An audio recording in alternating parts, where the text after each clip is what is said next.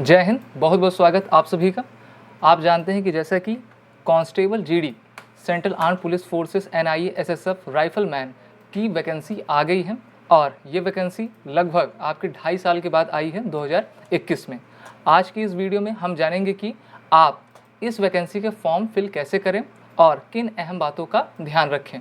तो सबसे पहले आप यहाँ पे यूज़र नेम देख रहे हैं। आपको सबसे पहले जाना है ssc.nic.in की वेबसाइट पे, जिसका फुल फॉर्म होता है स्टाफ सिलेक्शन कमीशन। वहाँ पर आपको राइट हैंड साइड पे लॉगिन दिख रहा है, जहाँ पर आपको यूज़र नेम और पासवर्ड पूछा गया है। ऐसे यूज़र्स जो पुराने हैं वो सीधा अपना यूज़र नेम और पासवर्ड डाल के आगे बढ़ सकते हैं, और जो स्टूडेंट्स जो आपके डिफेंस एस्पिरेंट्स नए हैं वो न्यू यूज़र पे जाके आप अपनी डिटेल फिल करेंगे, जहां पर आपको आपकी ईमेल पर एक यूज़र नेम और पासवर्ड आएगा। उसके बाद आप आगे प्रोसीड करेंगे। तो चलिए देखते हैं न्यू यूज़र की जब हम करते हैं रजिस्टर तो आगे क्या होता है। तो यहाँ पर आप देख पा रहे हैं आपका फॉर्म 3 चरण में भरा जाएगा। पहला basic details, second one is additional and contact details and the third one is photo and signature details. तो यहाँ पर देखिए आपसे पूछा जाएगा do you have Aadhaar card. आपको यस पर क्लिक करना है और अपना आधार नंबर जो है यहाँ पे आपको डालना है। Okay, the second one is फिर से आपको एक बार अपना आधार नंबर वेरीफाई करना है। थर्ड पे हम आएंगे तो आपको आईडी टाइप, अगर आपने आधार कर लिया अच्छी बात है, और अगर आपकी कोई अन्य आईडी है तो आप वो भी कर सकते हैं। उसके बाद आपका नेम, आपके आधार और आपकी जो क्लास 10th की मार्कशीट है उसके अनुसार आप डालेंगे। फिर वेरीफाई नेम, एक बार फिर से आप अपने नाम को वेरीफाई करने के लिए अपना नाम डालेंगे। Okay, have you ever change name, अगर आपने अपना नाम कभी बदलवाया हो। जैसे हम देखते हैं कि जब क्लास 10th की मार्कशीट में अगर हमारा नाम गलत हो जाता है तो हम एक हलफनामा एफिडेविट दे के उसको बदलवाते हैं। अगर आपने किया है तो यस करिए, नहीं किया तो नो करके आप आगे बढ़ सकते हैं। ठीक है, फिर फादर्स नेम आपको डालना है और यहाँ पर आपको इंस्ट्रक्शन दिए गए हैं कि father's name should be same as mention in matriculation certificate, यानी कि क्लास 10th की जो आपकी सर्टिफिकेट है आपका नाम और आपके पिताजी का नाम हूबहू वैसा ही होना चाहिए। फिर आप एक बार फिर से अपने फादर का नाम वेरीफाई करेंगे। फिर उसके बाद मदर का नेम आप यहाँ पे फुलफिल करेंगे।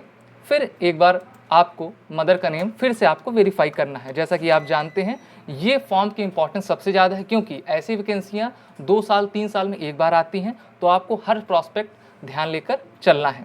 डेट ऑफ बर्थ आप देख लीजिए, क्योंकि 18 से 23 साल इसमें मांगा गया है, और SC ST और जो भी अदर स्पेशल कैटेगरीज हैं उनके लिए कुछ ना कुछ छूट भी दी गई है।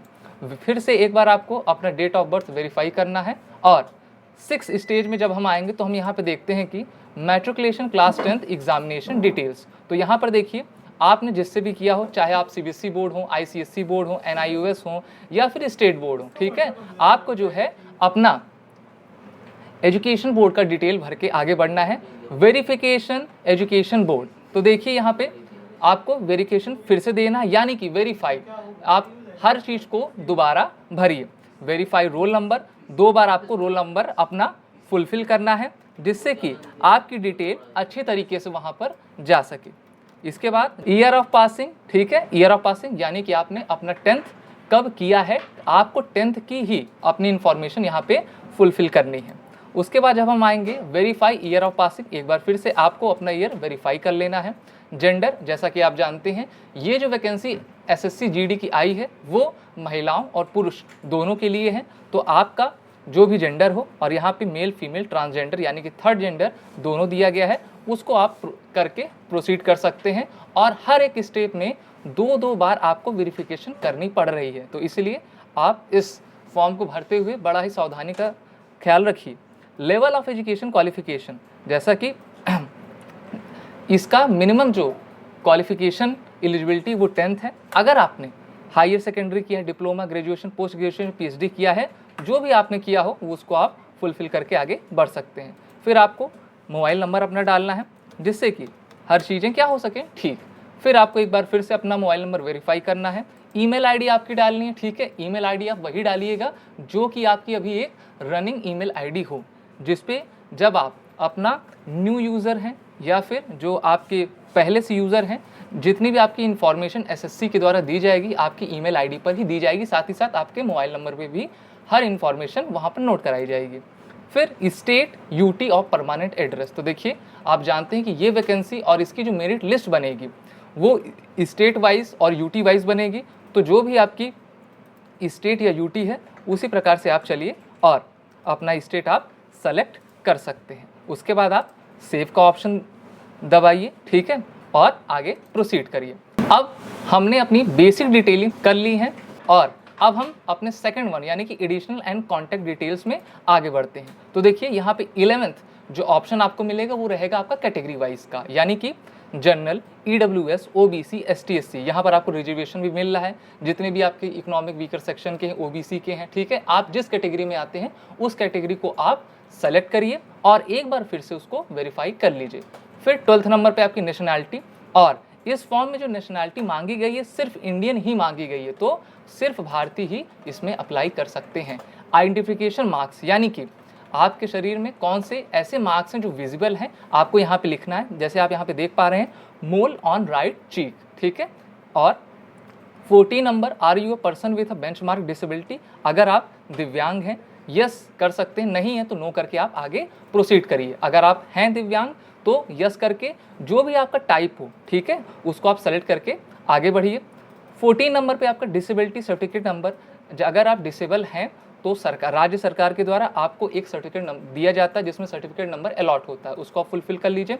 15 नंबर पे आते हैं हम रेसिडेंशियल एड्रेस पे, यानी कि परमानेंट एड्रेस पे आप अपना एक परमानेंट एड्रेस फुलफिल कर लीजिए जहाँ के आप निवासी हों, ओके। फिर स्टेट यूटी में आते हैं, आगे बढ़ते हैं, ठीक है। जो भी आपका स्टेट हो, पंजाब, हरियाणा, बिहार, उत्तर प्रदेश, आप उसको सेलेक्ट करके आगे बढ़िए। डिस्ट्रिक्ट डाल दीजिए, फिर पिन कोड नंबर दीजिए। Is present address same as permanent address, अगर जहाँ पे अभी आप रह रहे हैं आपका एड्रेस परमानेंट एड्रेस की तरह सेम हो तो यस करे रहिए, नहीं तो नो करके जो है आप नया एड्रेस उसमें फुलफिल कर दीजिए। स्टेट आपको फिर से भरना है, डिस्ट्रिक्ट फिर से, पिन कोड आप अपने एरिया का डाल दीजिए और contact details for other nationals, ठीक है। इसको करके आप जो है सेव कर सकते हैं, नेक्स्ट बढ़ सकते हैं, या फिर अगर आपको फिर से रीसेट करना है एक बार आप हर चीज़ों को गो थ्रू करके आगे बढ़िए। अब चलिए आगे बढ़ते हैं और यहाँ पे आपको आई एग्री का डिक्लेरेशन का फॉर्म आएगा, जिस पे आप इस डिक्लेरेशन को अच्छे से पढ़ के कि आपने जितनी भी अपनी चीज़ें भरी हैं वो सभी आप उसको वेरीफाई करते हैं, उसको एग्री करके आपको क्या करना है, फाइनल सबमिशन उसको दे देना है। आप इसका जो है एक ड्राफ्ट प्रिंट आउट में भी निकाल सकते हैं। अब अपने थर्ड स्टेज पे चलते हैं जो कि सबसे इंपॉर्टेंट है, जो इसका नाम है फोटो एंड सिग्नेचर डिटेल्स। तो यहाँ पर आप देखिए, जब आप डिक्लेरेशन को फाइनल सबमिशन देते हैं तब आपके पास एक न्यू पेज खुलकर आता है जहाँ पे लिखा रहता है constable GD in central arm police forces यानी कि CAPF, और फिर आपको यहाँ पे कुछ इंस्ट्रक्शंस दिए गए हैं और इन सभी कॉलम्स को आपको अच्छे तरीके से फुलफिल करना है। जैसे कैंडिडेट का नाम as per the matriculation certificate, यानी कि हाई स्कूल में जैसा नाम आपका दिया गया है ठीक वैसा ही आपको यहाँ पे फुलफिल करना है। अगर आपने अपना नाम बदला है फिर से नाम आप डालिए। उसके बाद father's name, mother's name, date of birth, ठीक है, 10th के मार्कशीट के अकॉर्डिंग।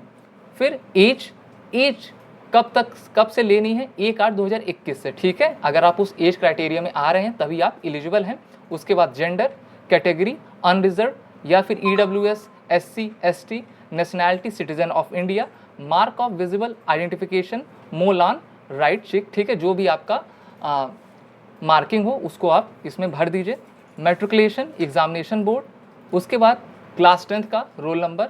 फिर आपसे यहाँ पे 14.1 में ये पूछा जा रहा है कि whether you are ex serviceman यानी कि ESM और serving in the arm forces. अगर आप एक्स सर्विसमैन रहे हैं या फिर नहीं रहे तो आप यहाँ पे यस या नो करके बढ़िए। अगर आप यस करते हैं तो आपको वहाँ पे अपनी बेसिक डिटेल्स फुलफिल करनी होती है। Date of joining of the arm forces, ठीक है। अगर आपने नो किया है तो कोई बात नहीं, अगर आपने यस किया है तो आपको इन तीनों कॉलम को भरते चलना है। Have you already joined a civil post by availing benefit of reservation ex serviceman, okay, उसी के अनुसार आप इसको जो है फुलफिल करिए। Date of joining, whether seeking age relaxation, अगर आप किसी ट्राइबल एरिया से आते हैं, ठीक है, अगर आपको जो है as per the state guidelines के अनुसार कुछ छूट मिल रही एज में तो आप यस या नो करके आगे बढ़िए, ठीक है, और अपना सर्टिफिकेट नंबर भी डालते जाइए। यहाँ पर नेशनल कैडेट कोर्स यानी कि एनसीसी कैडेट्स को छूट भी मिल रही है 2 नंबर, 3 नंबर और 5 नंबर की।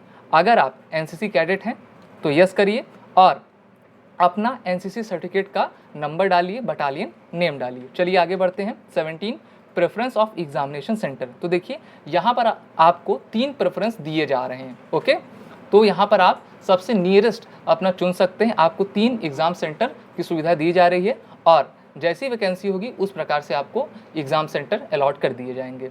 डिस्ट्रिक्ट ऑफ डोमिसाइल, तो जैसे हमने पंजाब डाला था या बिहार डाला था तो डिस्ट्रिक्ट आप डाल दीजिए, ठीक है, कि आप कहाँ के निवासी हैं, क्योंकि आपके फॉर्म में जो है डोमिसाइल सर्टिफिकेट भी लगेगा, ठीक है।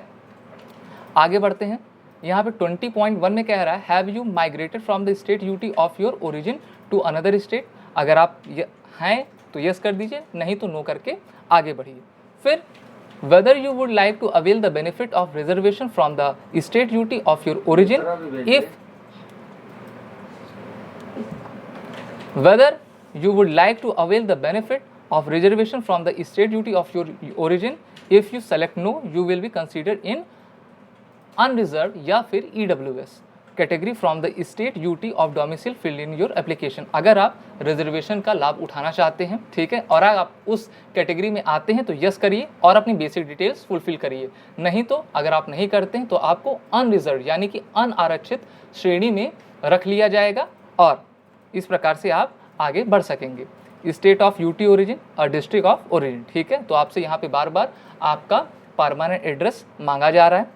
Candidate belongs to militancy Naxal affected district. तो देखिए एसएससी जीडी के द्वारा जो नोटिफिकेशन जारी की गई है, जो कैंडिडेट आपके नक्सल वाले अफेक्टेड एरिया में रहते हैं तो उनको भी कुछ छूट प्रोवाइड की जाएगी। अगर आप वहाँ पे रहते हैं, जैसे असम हो गया, मेघालय, मिजोरम हो गया, ठीक है, महाराष्ट्र के कुछ गढ़चिरौली एरिया हो गया, तो वो सब आपके नक्सल प्रभावित क्षेत्र हैं। अगर आप वहाँ से आते हैं तो यस करिए, नहीं तो नो करके आप आगे बढ़ सकते हैं।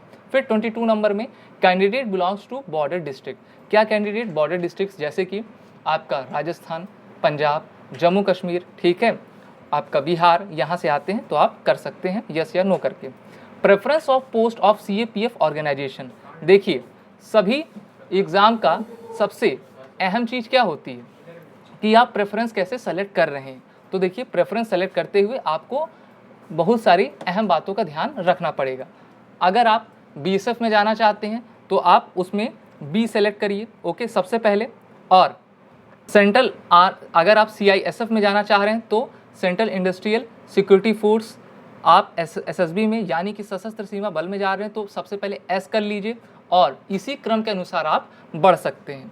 ITBP, असम राइफल्स और सेक्रेटेरिएट सिक्योरिटी फोर्स, इस प्रकार से आप अपने प्रेफरेंस को यहाँ पे चुनेंगे और फिर से उसको दोबारा आप यहाँ पे क्या करेंगे, वेरीफाई करेंगे, ठीक है। अगर आपसे गलती हो जाती तो एक बार आप रीसेट कर दीजिए और उसको फिर से प्रेफरेंस कर लीजिए। प्रेफरेंस क्या होती है, हम सभी की कुछ ना कुछ इम्पॉर्टेंट और जिसमें हम जाना चाहते हैं, जिस फोर्सेस में हमारी वरीयता होती है कि हम उसमें जाएँ, तो जैसे आप BSF, ठीक है, S वहाँ पे डाल दीजिए और जब आप यहाँ पे क्लिक करेंगे पोस्ट डिटेल्स पे तो आपको वहाँ पे हर चीज़ें दिखेंगी। 24 हाईएस्ट एजुकेशनल क्वालिफिकेशन, यानी कि जैसा मैंने बताया था कि मैट्रिकुलेशन आपने किया है, 10+2 किया है, डिप्लोमा, ग्रेजुएशन, PhD जो भी किया है, आप यहाँ पे अपना हाईएस्ट क्वालिफिकेशन एजुकेशन डाल सकते हैं। Details of qualifying education qualification, ठीक है, वो डिटेल्स आप डाल दीजिए कि आपने 10th कब किया है, ठीक है, किस बोर्ड से किया है, आपका परसेंटेज क्या रहा है और रोल नंबर आपका क्या रहा है। उसके बाद हम आते हैं, do you want to make your personal information available for assessing job opportunities in terms of DOPT। तो देखिए सरकार के द्वारा जो रोजगार के बहुत सारे पोर्टल्स हैं, वहाँ पर आप यहाँ से आप पूछा जा रहा है कि आप क्या अपनी बेसिक डिटेल्स वहाँ पे भी देना चाहते हैं कि अगर आप उस जॉब की एलिजिबिलिटी में आते हैं तो आपको जो है मैसेज के थ्रू, मेल के थ्रू आपको नोटिफाई कर दिया जाएगा। अगर आप यस करना चाहते हैं तो आप कर सकते हैं, नहीं तो आप नो करके आगे प्रोसीड कर सकते हैं, ठीक है। फिर से आपको आपका जो है एड्रेस आप फुलफिल कर लीजिए, ठीक है, और आगे आप बढ़ जाइए। अब थर्ड जो सबसे मोस्ट इम्पॉर्टेंट चीज़ है, ठीक है, जो आपका यहाँ पे आप कैटेगरी देख ही रहे हैं, फ़ोटो एंड सिग्नेचर डिटेल्स में। अब इस बार के नोटिफिकेशन में जो आपकी फ़ोटो मांगी गई है वो फ़ोटो विथ डेट के साथ मांगी गई है, यानी कि अगर आपने अपनी फ़ोटो में डेट नहीं है तब आपका एप्लीकेशन रिजेक्ट हो जाएगा। तो इस कारण से अभी आप लेटेस्ट फ़ोटो खिंचा लीजिए, या फिर ऐसी फ़ोटो जिसमें आपकी डेट मेंशन हो उसको आप यहाँ पे जो है JPG के फॉर्मेट में अपलोड कर सकते हैं। तो यहाँ पर आप देख रहे हैं कि फ़ोटो के साइज दिए गए हैं, ठीक है, और फ़ोटो में आपका डेट जरूर दी होनी चाहिए। फ़ोटो के बगल में आपका ऑप्शन आता है सिग्नेचर का। सिग्नेचर को आप रखिए, इसी साइज़ में रखिए, JPG फॉर्मेट में रखिए और उसको फिर अपलोड करिए। फिर 29 नंबर पे date on which photograph has been taken, यानी कि इस फोटो में मान लीजिए आपने फ़ोटो जो है 10 जुलाई 2021 की डाली, ठीक है, तो उसी डेट को आपको यहाँ पे फुलफ़िल करना है कि कब की आपकी डेट है। तो यहाँ पर कुछ ऐसा स्पेसिफिक नहीं किया गया है, कहा गया है कि आपकी फ़ोटो जुलाई की होनी चाहिए या फिर मई की होनी चाहिए, जब की भी है और उस फोटो में जो डेट है उसी डेट को आप यहाँ पे मेंशन करना है। अब हम अपने फॉर्म के आखिरी चरण पे हैं। यहाँ पे 30th नंबर है, whether the date mention serial number 29 is clearly printed on the photograph, यानी कि फोटोग्राफ में जो आपकी डेट मेंशन है वो फोटो में ठीक तरीके से विजुअल है कि नहीं। अगर है तो यस, और नो का तो कोई सवाल ही नहीं उठता। उसके बाद लास्ट में एक बार फिर से डिक्लेरेशन आ जाता है कि आपने अच्छे तरीके से टर्म्स कंडीशन पढ़ा हुआ है और अब आप एग्री हैं। एग्री पे जो है आप क्लिक करिए और यहाँ पे आपको कैप्चा दिया गया है। कैप्चा को जो है फिल करते हुए आप क्या कर दीजिए, इसको आप प्रीव्यू भी कर सकते हैं, रीसेट भी कर सकते हैं और फाइनल अपना सबमिशन दे सकते हैं।